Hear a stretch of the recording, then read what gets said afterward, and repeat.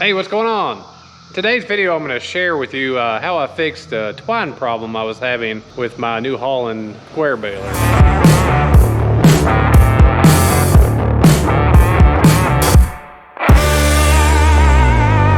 As you can see here, this twine is really frayed, kind of all torn apart. And I actually thought it was the twine I was getting at Tractor Supply, some cheap stuff. So I switched twine brands. This stuff's a little bit better, and it was still doing the same thing. As you can see here, it was just getting frayed up. And I could show you here on a square bale, if you can see that right there. See how it's just coming apart. Really weakens that twine, and it's been causing some bales to bust on me, especially if you're baling really heavy bales. So like I said, I was working on this BC 5070 New Holland Hayliner. It's not too old. It's only a couple years old. So I'll go ahead and show you what the problem is with this. So this was only happening on one side of the twine. So I figured it had to do with a needle or one of these eyelets that the string goes through. And lo and behold, I found the problem right here in this eyelet.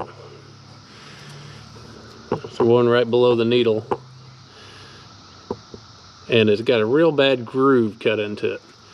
These are actually made out of metal. The previous New Holland balers I've had, they used some kind of glass, and they didn't really have this problem.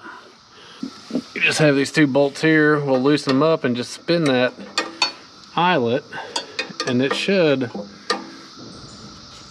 fix our problem. We'll just turn it about a quarter turn, and we'll clamp her back down.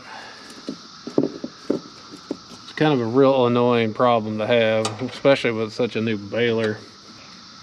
All right, I got her snug down there. Hey guys, if you're getting value out of this video, go ahead and smash that like button down below and consider subscribing to the channel.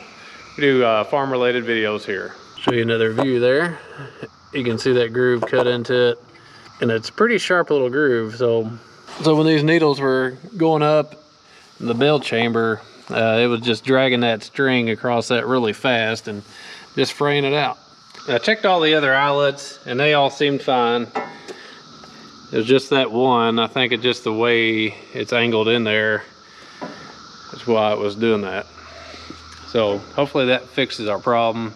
I checked that needle out. As you can see right there, it is really smooth, so I figured that was not the problem. And if you'd like to support the channel, I'll put some links down in the description to some of my affiliate marketing. Hope this video helped you out if you're having that same problem. It'll save you from cussing out there in the field after your bales start busting on you. So that's going to be it for today's video. Thanks again for watching, and we'll see you next time.